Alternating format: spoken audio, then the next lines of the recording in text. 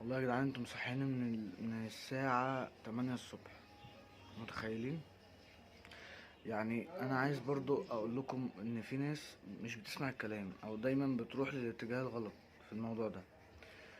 بصوا، يعني نصيحة اخوية مننا، اللي عايز يعمل حاجة صح يروح في اتجاهها الصح، مش يروح في اتجاه غلط. يعني انا الصبح كده صحيت، لقيت في ناس بتقول لي ان هي راحت عملت العملية في مراكز وكده، فالعملية فشلت.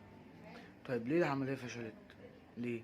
لأن في مراكز يا جدعان في مصر وخارج مصر ما بيعملوش في حاجة، التقنية بتاعتهم مش بتبقى نظيفة. الدكاترة اللي بتعمل العملية ما بتبقاش شطار، ما بتبقاش دكاترة شطار. التيم نفسه ما بيبقاش تقنيته عالية. تمام. فبتطلع نتائج مش حلوة. واللي حزني النهاردة ان في ناس المنطقة المنحة بتاعتها مش حلو خالص. يعني حصل تأثير في المنطقة المنحة زي ما احنا كلنا عارفين المنطقة المنحة دي. بالنسبة للشعر فوق، ترتيبه مش حلو، وترتيبه غلط خالص. ترتيبه مش مرضي للحالة، والحالة دفعت فلوس وخلاص. احنا قلنا وبنقول كذا مرة يا جدعان، التجربة خير دليل. شوف قدامك الشخص اللي قدامك ده عامل ازاي، نتيجته عاملة ازاي، وروح المكان اللي هو عمل فيه العملية، نفس التيم اللي عمل فيه العملية. مش تروح تغلط وتسمع كلام ناس تانية، وتستخدم حاجات مش كويسة. انا هعرض عليكم الصور دلوقتي ونشوف الحالات. ليه الحالات دي راحت عملت العملية وفشلت؟ ليه؟ عشان خاطر برضو من دماغهم، اتصرفوا من دماغهم. لا، انا دلوقتي اشوف اللي قدامي اهو. بص، عمل العملية اهو. تمام. وموفر لك التيم اللي هو عمل في العملية، و ايا كان انا او غيري. تمام. شوف نتيجته عاملة ازاي وخلاص. انت بتحكم من المشهد اللي قدامك بس، مش اكتر ولا اقل. تمام. انا دلوقتي اهو اوريكم الصور. تمام. وهوريكم الحالة بتاعتي انا شخصيا. شوف النظافة بتاعت التيم عاملة ازاي، شوف توزيعة الشعر عاملة ازاي. شوف لي، انا عايزك بس تشوف لي تقسيمة الشعر عاملة ازاي. بص، يعني استحالة تروح مركز تاني غير اللي انت واثق فيه تلاقي نفسك بتسرح على يمين وتسرح على الشمال، تلاقي نفسك بتسرح على ورا، تسرح على قدام اهو، على كل الاتجاهات. طبعا هتلاقي نفسك العملية ماشية معاك بلسم. عايز انزل قصة بنزل قصة. بص، انا بقالي كتير ما حلقتش طبعا اهو. تمام. تنزل قصة تقل الشعر. بص على تقل الشعر، بص التقسيمة عاملة ازاي. طيب بلاش الشعر ده يعني خلينا كده، بلاش الشعر خالص اهو. تمام. بلاش الشعر خالص، خلينا في المنطقة المنحة. اسرح بس كده اهو. خلينا في المنطقة المنحة. تمام. اهي. عمر، هذا حد بس يساعدني. يا عمر، انت فاضي؟ مش عمر اخويا. طيب بصوا، انا هحاول من ورا اجيب لكم المنطقة المنحة بتاعتي. بصوا تقسيمة الشعر عاملة ازاي يا جدعان. بص، انا بس عايزكم بس تشوفوا من فوق كده. اقرب، عايز اقرب. شوفوا من فوق كده التقسيمة عاملة ازاي. شوفنا من فوق التقسيمة عاملة ازاي اهو. طيب نيجي بقى للمنطقة المنحة. انا هحاول على قد ما اقدر ان انا ابين لكم، بس صلوا على النبي وقول بسم الله ما شاء الله. يعني انا عايزك تصلي على النبي وتقول بسم الله ما شاء الله بس، وتقول ربنا يبارك لك في الزراعة بتاعتك، وربنا يبارك لك في شعرك. تمام.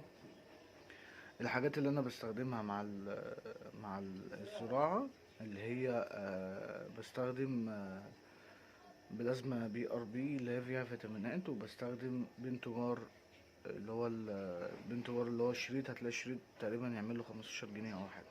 طيب انا عايزك بس تبص المنطقة الملح. يعني انا هحاول على قد ما اقدر.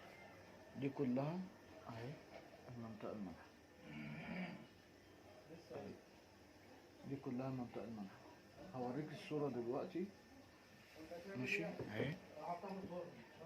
هوريك الصورة دلوقتي، بس أنا شعري طويل يا جدعان فمش عارف اروح من ورا اهو. دي المنطقة المنحة اللي هما اختطفوا منها الشعر. شايف النظافة؟ تعالى عمر ساعدني والنبي كده. هو بيخاف من الكاميرات شوية.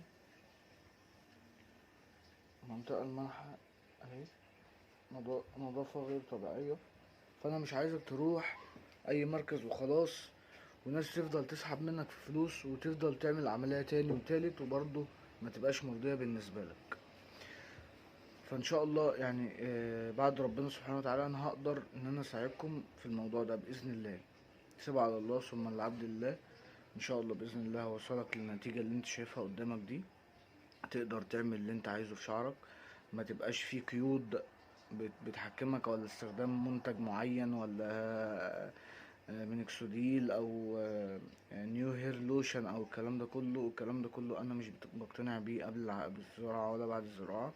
ان في ناس فعلا استخدمت المينوكسيديل والحاجات دي قبل ما تعمل زراعة وعملت لها التهابات في دماغها وفي راسها وفي الجبهة وورا والكلام ده كله. انا في غنى عنه طالما انا هعمل حاجة صح. قدامكم شفتوا طبعا كل الصور اللي انا قلت عليها، بالذات المنطقة المنحة دي لو اتأثرت قبل العملية انت مش هينفع تعمل اي عمليات. مش لو المنطقة المنحة دي المنطقة المنحة اللي احنا بنسميها منطقة منحة، هي المنطقة المغذية. دي المنطقة اللي بتغذي لك الجزء ده كله. لازم المنطقة دي تكون كلها سليمة، تمام، عشان خاطر نعرف نغذي من فوق. تمام. آه صورتي قبل العملية اهي. تمام. طبعا في اختلاف انتوا شايفينه فظيع، اختلاف كبير جدا. تمام. بس والنبي يا جماعة يعني ما تجوش وانتوا واقعين. يعني انا برضو بخاطب فئة معينة من الناس اللي بتجيلي وهي واقعة. المنطقة المنحة بتاعتهم بتبقى ملتهبة وفيها فشل زراعة فظيع، فشل اكتطاف فظيع. فلا تعالالي وانت كده مفيش اي حاجة في المنطقة المنحة بتاعتك اللي هناخد منها الشعر، او المركز ان شاء الله باذن الله هياخد منها الشعر. تمام. وبعد كده تعالالي عشان نقدر نتصرف صح ونقدر نجيب لك التيم اللي عنده تقنية كويسة وعنده نظافة وعنده كل ده، وان شاء الله كل حاجة تنجح بعدين. تمام. ارجوك يا جماعة ما تسمعوش كلام اي حد غير لما تشوفوا قدامكم، والتجربة خير دليل.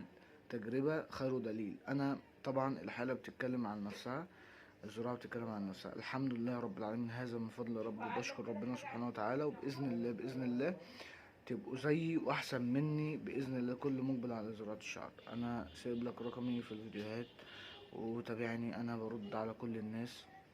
كفاية بس إن هو يجي يقول لي ربنا يقويك ويكرمك ويوفقك في حياتك، دي تكفي عندي من أي حاجة. تمام. وان شاء الله باذن الله هحاول على قد ما اقدر، على قد كل سؤال هيتسال لي باذن واحد احد هجاوب عليه. طبعا انا بعتذر ان انا ما عنديش بقى مونتاج للحلقات والكلام ده. انا بطلع لكم بطبيعتي جدا خالص، مفيش حد بيساعدني في ده. بطلع لكم بطبيعتي واستحملوني شويه باذن الله وانا عايزكم تشوفوا الطبيعه قدامكم تبقى عامله ازاي، الإضاءة بتبقى عامله ازاي، كل حاجه بتبقى عامله ازاي. انت غسلتيه. تمام. عايزك تشوف على الطبيعة كل حاجة بتبقى عاملة ازاي قدامك. بالنسبة للأدوية اللي أنا بستخدمها، أنا مبستخدمش غير بنتوجار. وقلت قبل كده البيوتين 10,000 كويس جدا. بس اللي اكتشفته ان في حالات جت قالت لي برضو ان البيوتين 10,000 مش جسمنا مش قابله، لان هو ساعات بيعمل لنا امساك او كده، او مغص او اي حاجه. هو مش ان هو وحش ولا حاجه، لا طبعا، بس ان هو بيبقى فيه اجسام مش قابله العلاج ده، اذا كان بنتوجار او 10,000. انا بالنسبه لي خدت بنتوجار ولقيته قابل معايا جدا، لان البنتوجار بيعمل حاجة اسمها يعني زي الديناروما كده، اللي هو ان انت بتجيبه بتمشيه على الشعر كده عشان خاطر يفتح لك فتحات ويرجع الدورة الدموية تشد في الشعر تاني. هو البنتجار بيقوم بالعملية دي، فان شاء الله باذن الله بيبقى كويس جدا لكل الناس. البنتجار انا عايزك ان شاء الله باذن الله ربنا يكرمك وتوصل للحالة اللي انا فيها دي. انا والله بفكر اربي شعري، يعني مش هين عليا اعمل بتاع دوت مش هين عليا والله اقصه وكده، فانا بفكر ان انا اربيه، بس لسه هشوف يعني ان شاء الله. انا فرح اقرب يعني وكده، مش حابب ان انا اربيه اوي، انا عايز اعمل ستايلات وكده يعني شاب بقى وكده، وانت ان شاء الله باذن الله تعمل كل الستايلات اللي انت عايزها. آه، انا برضو بحاول على قد ما اقدر ابين لكم المنطقه المنحه بتاعتي اللي هي ما فيهاش اي حاجه، دي بتبقى شطاره التيم وشطاره المركز. الحمد لله رب العالمين، ولا قشره ولا اي حاجه ولا خطوط بقى ولا اي حاجه. بص طبيعي جدا 100%، وانت شايف قدامك، في ناس على الميديا وعلى اليوتيوب بتبقى نتيجتها مش كويسه، بتستخدم توبيك، بتستخدم حاجات تتقل بيها الفراغات، وانا والله العظيم ما بستخدم اي حاجة، اقسم بالله العلي العظيم، ولا طوبيك ولا اي حاجة بستخدمها. انا كل اللي بستخدمه بنتجار والبلازما اللي انا باخدها كل فترة عشان انا خلصت الجلسات اهي. انا ايدي نضيفة وزي الفل، ولا في توبيك ولا في اي حاجة بتقل الشعر ولا بودرة ولا الكلام ده كله، ولا اي حاجة ولا اي حاجة اهو. مفيش غير الكريم اللي انا بستخدمه. تمام، الكريم بيبقى هوريكم برضو الكريم اللي انا بستخدمه وكده، هوريهولكم ان شاء الله عشان اللي عايز يستخدمه. عمر هات الكريم ده، هات كده. هوريكم الكريم برضو اللي انا بستخدمه لشعري.